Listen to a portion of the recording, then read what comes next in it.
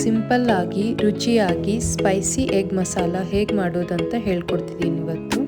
Hello friends, welcome to Singh's kitchen. Like, share, subscribe ಮಾಡೋದನ್ನು ಮರಿಬೇಡಿ.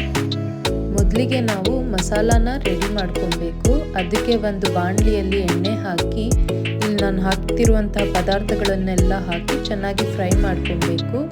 ಇದನ್ನೆಲ್ಲ ನಾನು ಡಿಸ್ಕ್ರಿಪ್ಷನ್ ಬಾಕ್ಸಲ್ಲಿ ಮೆನ್ಷನ್ ಮಾಡಿರ್ತೀನಿ, ನೀವು ನೋಡ್ಕೊಬೋದು. ಸರಿಯಾದ ಕ್ವಾಂಟಿಟಿಯಲ್ಲಿ ನಾವು ಮಸಾಲಾನ ರೆಡಿ ಮಾಡಿಕೊಂಡ್ರೆ ಎಗ್ ಮಸಾಲ ತುಂಬ ಚೆನ್ನಾಗಿ ಬರುತ್ತೆ ಮತ್ತು ರುಚಿಕರವಾಗಿ ಇರುತ್ತದೆ. ಇದನ್ನು ನಾವು ಒಂದು 5 ರಿಂದ 10 ನಿಮಿಷ ಚೆನ್ನಾಗಿ ಫ್ರೈ ಮಾಡ್ಕೊಬೇಕು. ಈ ಥರ ಆಗುತ್ತೆ ಫ್ರೈ ಆದ ನಂತರ. ಇದನ್ನು ಸ್ವಲ್ಪ ಹಾರೋದಕ್ಕೆ ಬಿಟ್ಟು ಮಿಕ್ಸಿ ಜಾರಲ್ಲಿ ನಾವು ಹಾಕೋಬೇಕು. 1 ಸ್ಪೂನ್ ಧನಿಯಾ ಪುಡಿ, ಅರ್ಧ ಸ್ಪೂನ್ ಅರಿಶಿನ, 1/4 ಸ್ಪೂನ್ ಲವಂಗ ಪುಡಿ ಮತ್ತು 1/4 ಸ್ಪೂನ್ ಗರಂ ಮಸಾಲ ಇದನ್ನು ಹಾಕ್ಕೊಂಡು ಚೆನ್ನಾಗಿ ರುಬ್ಕೊಬೇಕು. ಮಸಾಲ ರೆಡಿ ಆಗುತ್ತೆ. ಈಗ ಬಾಣಲಿಯಲ್ಲಿ ಎಣ್ಣೆ ಹಾಕಿ ಅರ್ಧ ಈರುಳ್ಳಿನ ಫ್ರೈ ಮಾಡ್ಕೊಬೇಕು. ಇದಾದ ನಂತರ ರುಬ್ಬಿರುವಂತಹ ಮಸಾಲೆನ ನಾವು ಹಾಕೋಬೇಕು.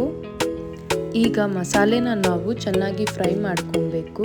ಫ್ರೈ ಆದ ನಂತರ ಒಂದು 3 ರಿಂದ 4 ಗ್ಲಾಸ್ ಅಷ್ಟು ನೀರನ್ನ ನಾವಿಲ್ಲಿ ಆ್ಯಡ್ ಮಾಡಬೇಕು.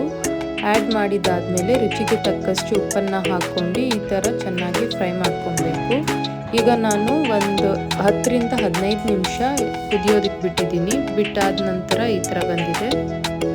ಈಗ ನಾನು ಬಾಯ್ಲ್ಡ್ ಎಗ್ಸ್ನ ನಾನು ಮಸಾಲೆದಲ್ಲಿ ಹಾಕ್ಕೊಳ್ತಾ ಇದ್ದೀನಿ. ಈ ಥರ ನಾನು ಕಟ್ ಮಾಡ್ಕೊಂಡು ನಿಮ್ಗೆ ಯಾವ ಥರ ಶೇಪ್ ಬೇಕೋ ಆ ಥರ ಕಟ್ ಮಾಡ್ಕೊಬೋದು. ನಾನು ಈ ಥರ ಕಟ್ ಮಾಡ್ಕೊಂಡು ಹಾಕೋತಾ ಇದ್ದೀನಿ. ಲೋ ಫ್ಲೇಮಲ್ಲಿ ಒಂದು 15 ರಿಂದ 20 ನಿಮಿಷವರೆಗೂ ಚೆನ್ನಾಗಿ ಬೇಯಿಸಬೇಕು.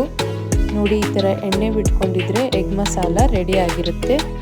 ಅನ್ನ ಅಥವಾ ಚಪಾತಿ ಜೊತೆ ತಿಂದರೆ ತುಂಬ ರುಚಿಯಾಗಿರುತ್ತೆ. ಇದೇ ತರಹದ ರೆಸಿಪೀಸ್ಗೆ ಕಮೆಂಟ್ ಮಾಡಿ, ಲೈಕ್ ಮಾಡೋದನ್ನು ಮರಿಬೇಡಿ. Thank you.